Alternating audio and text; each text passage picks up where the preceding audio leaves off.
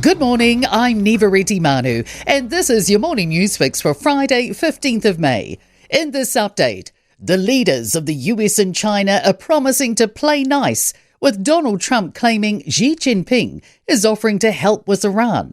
The Chinese president has rolled out the red carpet for the US president on the first full day of a landmark visit. Secretary of State Marco Rubio says that the US isn't asking for China's help and doesn't need it. But Trump's told Fox News Chinese President Xi Jinping is open to assisting in the Middle East in some way. Air New Zealand is warning of staff redundancies and further flight reductions as it continues to be impacted by the war in Iran.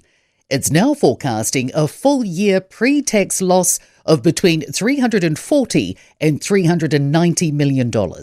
The airline says it's already spent an extra $240 million on jet fuel, despite cutting about 5% of flights. Chief Executive Nikhil Ravishankar says that some tickets were priced and sold up to a year ago based on jet fuel being much cheaper. He says that's affecting them even more. The Mayor of Tauranga says the government's latest regional deal with his city is mutually beneficial. The government's reached a deal with Tauranga City Council and Western Bay of Plenty District Council to jointly fund projects. The deal focuses on transport and social infrastructure, land and housing development, exports and overall economic growth. Mahe Drysdale says that they're a region with a desperate need for affordable housing. The Primary Teachers Union believes pressure from teachers has forced a delay to major curriculum changes. The new Science and Social Sciences curriculum will now become mandatory in 2029 instead of next year. That's the same time the new curriculum for health and physical education, the arts, technology and languages will also start being rolled out. NZEI National Secretary Stephanie Mills says that the decision follows sustained pressure and repeated open letters to Education Minister Erica Stanford. She says the changes have added enormous stress to schools and teachers, and it shouldn't have taken this long for the minister to be realistic.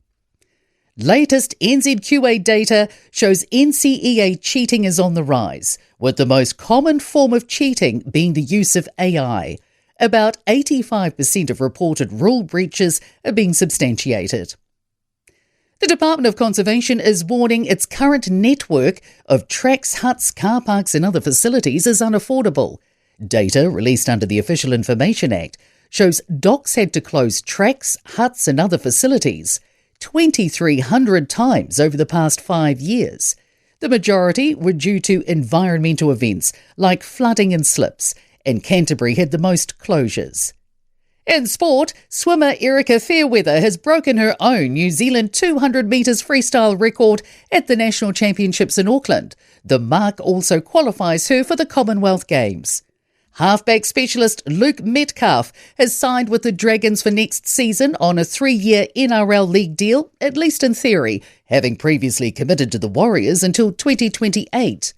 Madonna, Shakira and K-pop group BTS will perform at half-time in the Men's Football World Cup final on July 20 in New Jersey. I'm Nivareti Manu and that's your latest news fix. We'll be back with the next update at midday from the Newstalk ZB newsroom.